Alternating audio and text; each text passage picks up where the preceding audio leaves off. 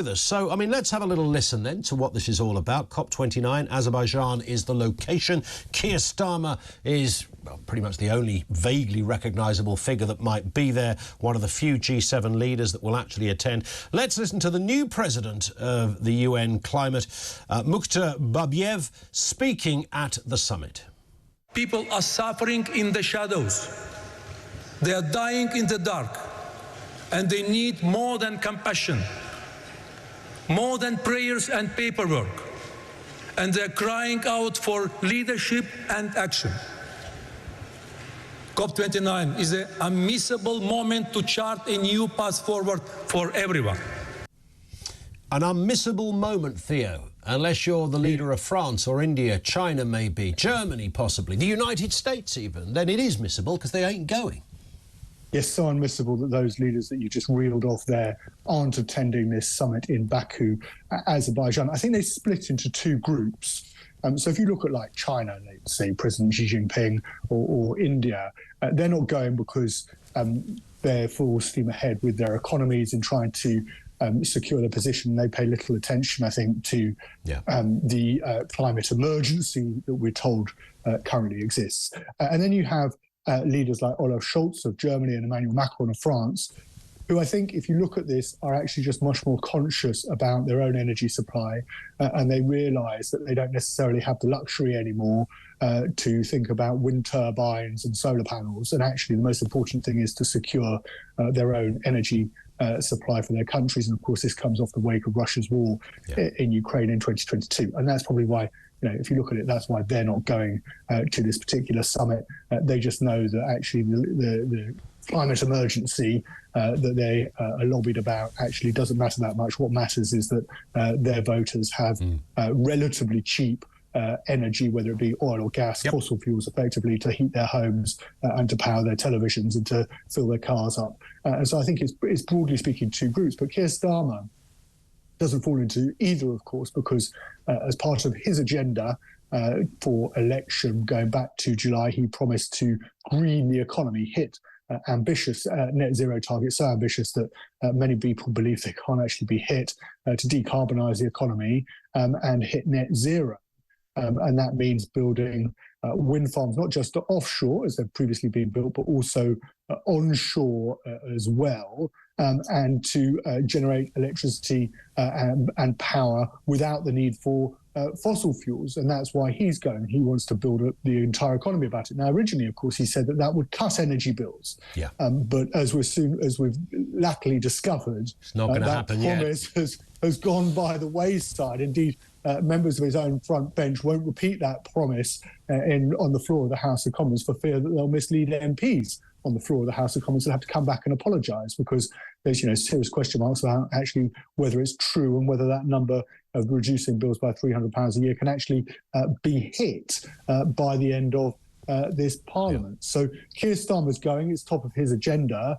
But actually, these things only work, Ian, if everybody's singing from the same hymn sheet. If everybody's, previous years, all of these leaders have gone, and you can see that there's a sort of logic to it. You might disagree with it, but if everybody's singing from the same hymn sheet, then you can see that it might actually work. This time around, he's going to be on his own in Baku, Azerbaijan, and it's very difficult to see him making any difference whatsoever. Absolutely. I wonder whether Biden might show up as a sort of a last, kind of a big appearance, and very much the antitheses, of course, of what Mr. Trump was going to stand for, as you've touched on, Theo, in terms of how they approach this particular issue. But Trump's committed to taking us out. Trump's committed to taking the United States out of the Paris Agreement, which is, of course, to stop the trend of global temperatures rising by 1.5 degrees. He doesn't believe it. He sees it as a hoax. If Joe Biden could turn up, it'd be a complete waste of his time, because come January the 20th, the United States is going to have almost a polar opposite, excuse the pun, position when it comes to the environment. Let's move to this story, Theo. Dozens of car models may be recalled in a new Dieselgate inquiry. Let's have a listen. A bit of a throwback here. Top Gear clip from a few years ago on what is wrong with diesel emissions. Let's have a listen. Now, all that smoke is actually soot. A diesel engine produces even more than an ordinary petrol engine. That's one without a catalytic converter. Now, that not only makes your washing difficult to keep clean and it makes buildings absolutely filthy, but there's a nasty little rumour around that it causes cancer. Despite many studies, that link isn't yet proven, but the legislators and some of the manufacturers are playing safe. That's Jeremy Clarkson, age 12, Theo, I think, from that clip. This is the story of the UK government investigating 47 models across 11 manufacturers for possible defective devices, recalling thousands of vehicles in the process. Between 2 and 6 million UK cars could contain devices that lower recorded emissions during testing, which of course worsens pollution, is the theory. Not good. No, it's not good. Go back to, the early noughties, 25 odd years ago, and actually the message from the then Labour government was to buy diesel cars because they were they were seen as being more environmentally friendly. And of course, then you had the original scandal 15 or so years ago with the Volkswagen cars, and they were promoted as being environmentally friendly, and then they turned out this wasn't the case. And of course now there's further allegations that as many as 200 models could be fitted with these devices, which are designed basically to, when inspectors come around to test them, are designed to minimise or give a false reading that actually a particular vehicle is environmentally friendlier than perhaps it otherwise would be.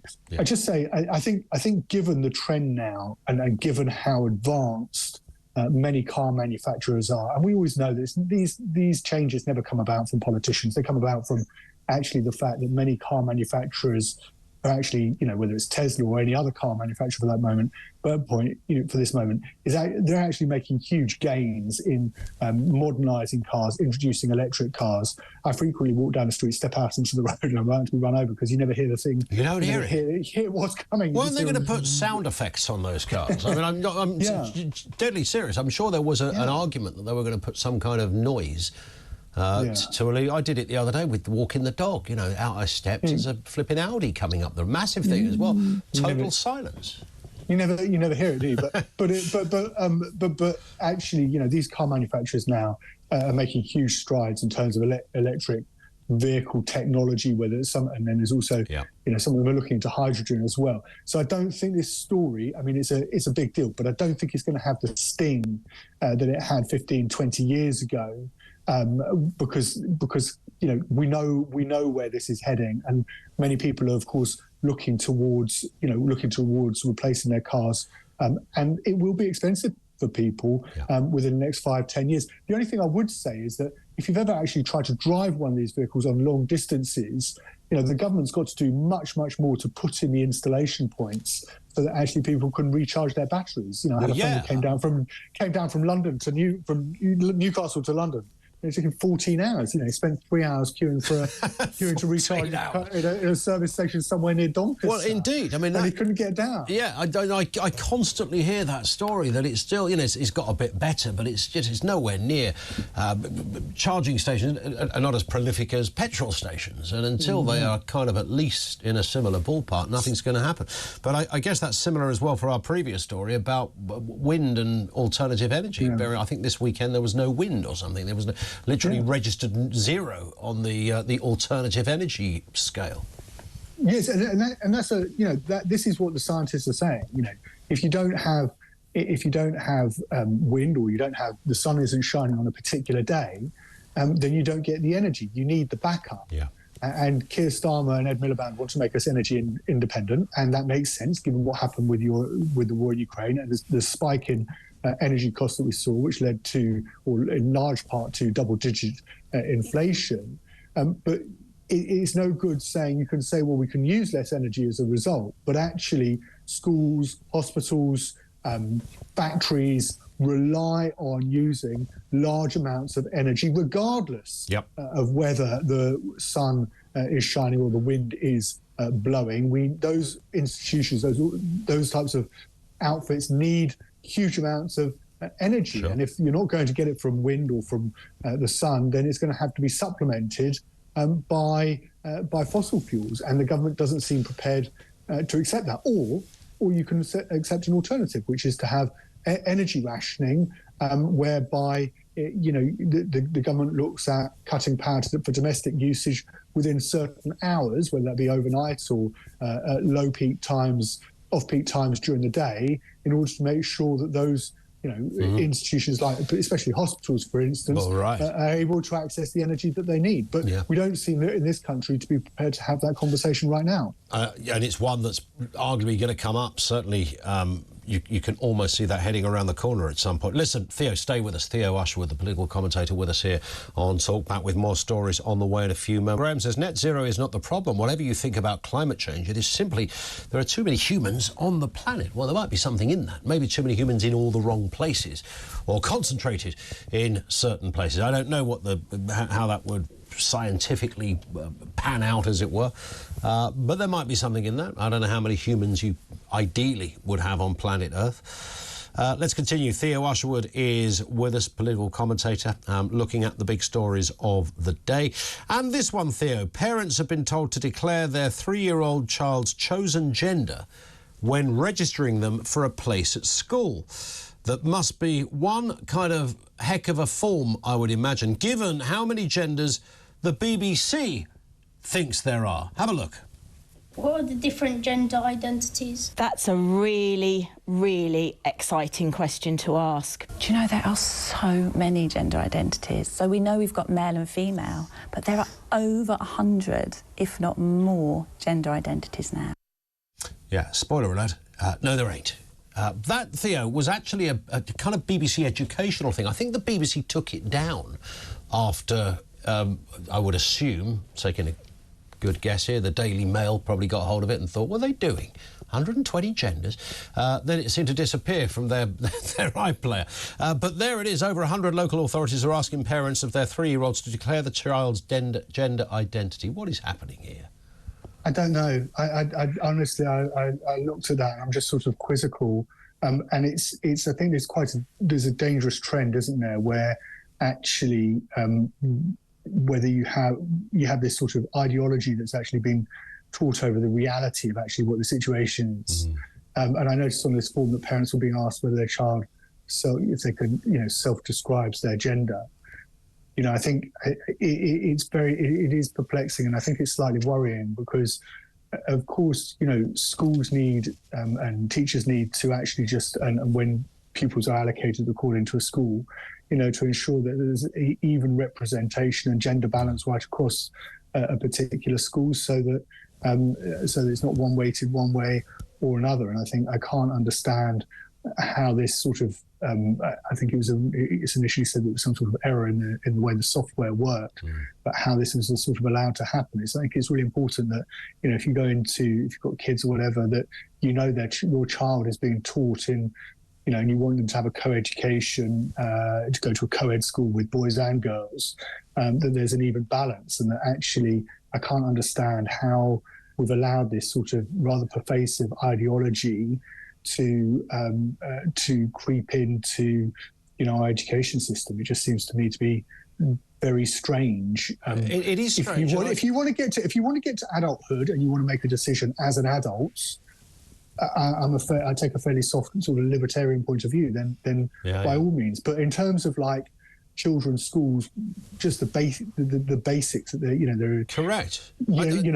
I don't know why so many adults seem obsessed with the gender or sexual identity of young children. I mean, it just seems a curious place we've arrived in. But, of course, this isn't the first, and I doubt whether it'll be the last time, Theo, that we revisit a story similar to this. But nobody asked for this. You never meet anyone in the real world who says that's a good idea. So you sort of scratch your head and think, where the hell did this come from? Well, I think it probably comes from... from my reading around, it comes from quite powerful lobby groups that are asking for this particular kind of ideology to be taught, or to be introduced into, organisations. And I think that, and I don't know the exact way that this is sort of formulated. It's a bit unclear as to why this is exactly formulated in this particular case. But I'd have thought that actually local authorities just need to take fairly sensible decisions, so that their co-educational schools and parents have an accurate understanding that their child is going to be, if they're after the if they want their child to be, taught in a single-sex environment, that's fine. But if they're, a lot of parents want their child just to be taught in a fairly balanced class, gender makeup, that actually they're able to achieve that without the numbers being skewed one way or another. Because I've been in playgrounds as a parent, and I've never heard parents suddenly stick up their hand, or at the school gate suddenly saying, "I know what we need. We need, to be able to describe our child as anything other than a boy or girl." It's just at this school. It's just not something that I've in the real world I've ever come across. It's never something you get a feel, don't you, Ian, when you're out there in the real world, when you're not on the radio or whatever, what people are talking about, what people are really bothered by. When out in the real world, you get the feeling that people are worried about the cost of living, for instance. We certainly got that a couple of years ago when we had double-digit inflation. Speak to people out there, but I've never heard this as a sort of major concern that parents have, and I think it's probably best just to leave well alone. But that's just my view. Indeed, no, I think you're absolutely spot on. Final one. Let's end with a bit of popular culture. One of the biggest musicals in the world, and now Wicked is the latest to be adapted for the big screen. Have a look at this. Something bad is happening in Oz. The best way to bring folks together is to give them a real good enemy.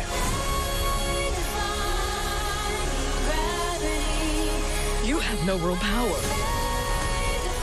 That's why I need you. Don't let her get away. This wicked witch.